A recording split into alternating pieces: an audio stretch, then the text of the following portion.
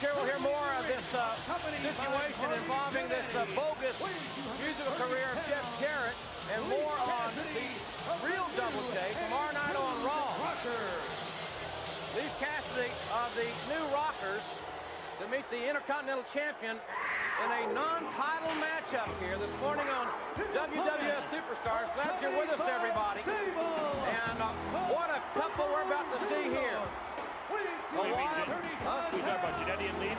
Well, they're quite a pair, too, but no, I'm talking about those two. I know who you're talking about. Wildman Marc Mero and the lovely Sable certainly have captivated the fans here in the World Wrestling Federation. And, you know, I've been friends with Marc Mero since the day he got into this business.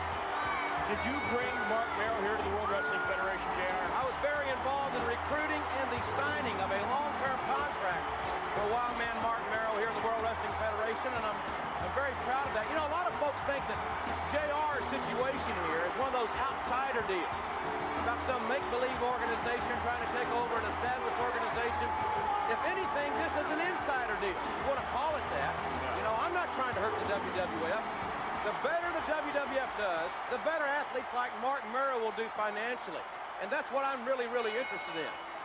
Well, to me, it's all about that. You know, I'm so proud of this guy, Marc Mero. I mean, he's one of the only World Wrestling Federation superstars that took advice from me, JR. He listened to what I had to say about being an Intercontinental Champion, what it takes to be an Intercontinental Champion. And you know what? He went out and got the job done. I'm really proud of this guy. Well, Marc doesn't have an ego problem, unlike many of the WWF superstars that we'll not name here. Collar and elbow tie-up. I'll tell you something, don't discount the athleticism and the abilities of Leif Cassidy. I think he's one of the more underrated competitors here in the WWF. At least that's my take on it. I agree with that. Takeover. And a drop toe hold. And look at that three-quarter Nelson with a cradle. A little bit on the nerdy side, but he can wrestle. Yeah, he's somewhat nerdish. No doubt about that. You know, the Wild Man, tomorrow night on Raw, will meet Big Daddy Cool Diesel one-on-one, and we're going to see Diesel still this morning here on WWF Superstars in action. Wow, look at that move. Nice succession of maneuvers, right back into the arm drag takeover. Mero keeping his opponent off balance, using great quickness as well. Mero and Farouk, 2 weeks from tonight on pay-per-view, will meet for the Intercontinental Championship, and that's going to be a great challenge for the Wild Man. You know, I'm very close with Farouk as well, a guy that I know very, very well. Have somewhat of mixed emotions in that matchup. Look at this. Wow. Right into a modified head scissors. Cassidy is a little bit even more of a daze than he normally is. I mean, this Mero, he surprises me each and every week I see him. He's got different moves every week. Oh, Mero right on the hard part of that mat there, that exposed part on the apron. And now the Wild Man is being hammered by Leif Cassidy. Well, folks, we asked Farouk, why do you think Mero beat you for the Intercontinental title? The only reason Marc Mero is champion today is because of a brick. But it doesn't matter where the brick came from. When I get you in that ring, brother, October the 20th, you're going to know you've been in a fight.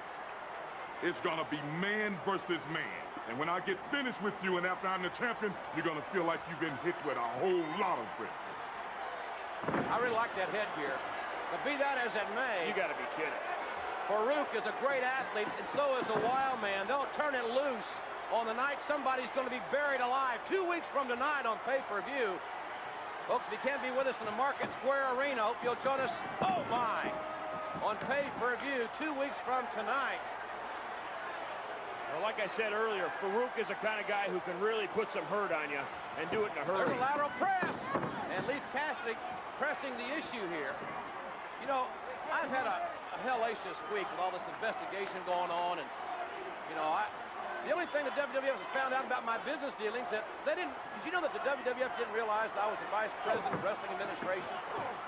That's what the investigation brought on. My good friend J.J. Dillon took care of all that stuff before he left abruptly the WWF when he was the VP here. Are you telling me now you're the vice president? Of wrestling administration, I sure am. Well, good for you, JR. You deserve it. Thank you. J.J. took care of it before he left. Look at this move right here. Good move. And a Wild Man goes for the crucifix, sliding down. Well, he moves like that flip, and another near fall. Quite the contest. Oh, my. Mero be knocked out. This is over. 1, 2, and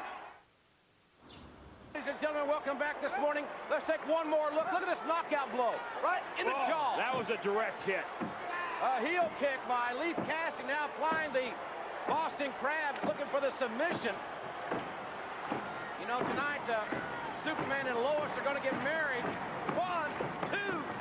And I guess that's kind of the, this is the WWF's answer to Superman and Lois, the Wildman and Sable, who seemingly have a wonderful relationship. Mero, a very spirited athlete. A guy that has a, oh my, great competitive fire. And he does his homework. He studies wrestling.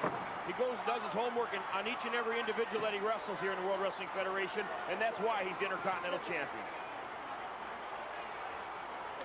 You know, JR, I'm taking a look at this thing that you're doing, your game plan or whatever you've got going here in the World Wrestling Federation. It seems to be really in full force right now. Well, yeah, like I said, J.J. Dillon made sure I was taking care of before he left. I've got a long-term contract here. There's a moonsault, and nobody's there. You know, I think tomorrow night is as good a time as any to really start telling this whole story of what's going on behind the scenes. And look at this.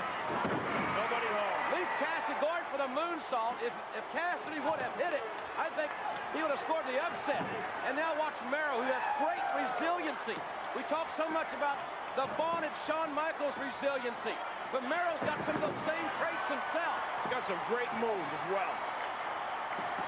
The Intercontinental Champion in this non-title matchup, building some offensive momentum here, and maybe we'll see the Wild thing before this one's all said and done. Wait a minute. What do we got here? Samoan drop. Wildman Marc Mero from Buffalo, New York, the reigning Intercontinental Champion. He's going up, JR. He is going upstairs. And this is one of the most breathtaking maneuvers in the game today. Watch this. What elevation. Can you imagine? This man puts his career on the line each and every time he attempts that maneuver. And that's what he's got to do to remain Intercontinental Champion.